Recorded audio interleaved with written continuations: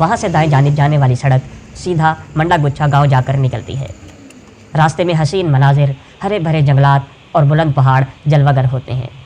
हमने रास्ते में थोड़ी देर के लिए ब्रेक लगाई तो ठंडी ठंडी हवा और इर्द गिर्द के खूबसूरत माहौल ने हमारी सारी रात की थकन को दूर कर दिया। खैर मज़ीद कुछ देर में ही हम इस खूबसूरत रास्ते को एंजॉय करते करते मंडा गुच्छा गांव पहुंच गए। यहाँ एक छोटा सा बाज़ार है जो यहाँ के मकामी अफराद की ज़रूरियात को पूरा करता है और हमारे जैसे इक्का दुक्का सयाह भी यहाँ आ जाते हैं। इसी बाज़ार में छोटा सा होटल भी मौजूद है। पहाड़ों में ज़्यादातर इमारतों में लकड़ी का बहुत ज़्यादा इस्तेमाल किया जाता है और इस होटल में भी लकड़ी का इस्तेमाल ज़्यादा किया गया है। सुबह सुबह हमने इस होटल में मज़ेदार नाश्ता किया। दूर होने की वजह से यहाँ शहरों की निस्बत इन इलाकों में अच्छी और खालिस चीज़ें मिल जाती हैं। बड़े बड़े होटलों की फॉर्मेलिटीज़ को नज़रअंदाज करते हुए मकामी तौर पर लकड़ी की आग से बने खाने ज़्यादा मज़ेदार होते हैं। मंडा गुच्छा से कुछ फासला आगे तक तो सड़क मौजूद है,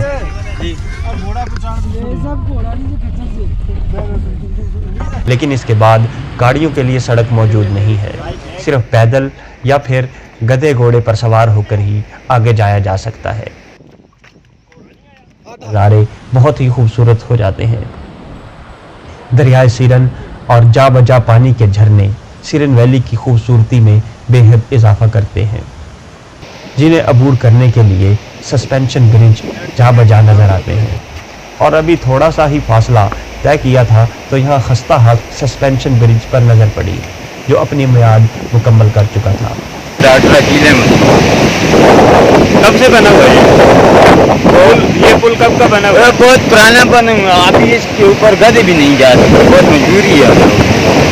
कमज़ोर हो गया, खत्म हो गया। कमज़ोर क्या हो गया? ये लो है कोई आदमी मर जाएगा, आज न मरा कल मरा। चलो हुकूमत से नया पुल बनाने की अपील करते नजर आए।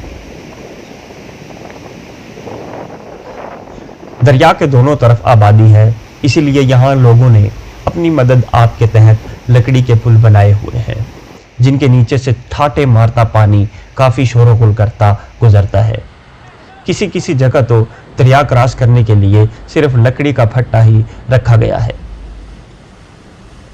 अभी कुछ ही फासला तय किया तो चलते चलते रास्ते में कुछ आबादी नजर आई।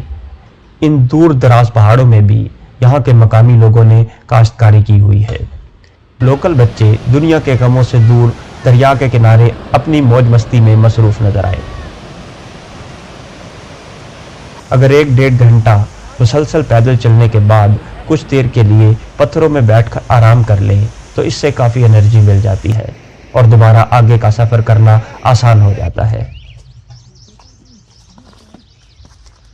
सिरन वैली में हरियाली, खूबसूरती और नज़ारे बिल्कुल खालिस और कुदरती हालत में देखकर काफ़ी अच्छा लग रहा है कि ये जगह है तो वादी कगान के साथ ही, मगर कमर्शलाइज नहीं है, इसीलिए इसका कुदरती हुस्न अपनी जगह बरकरार है।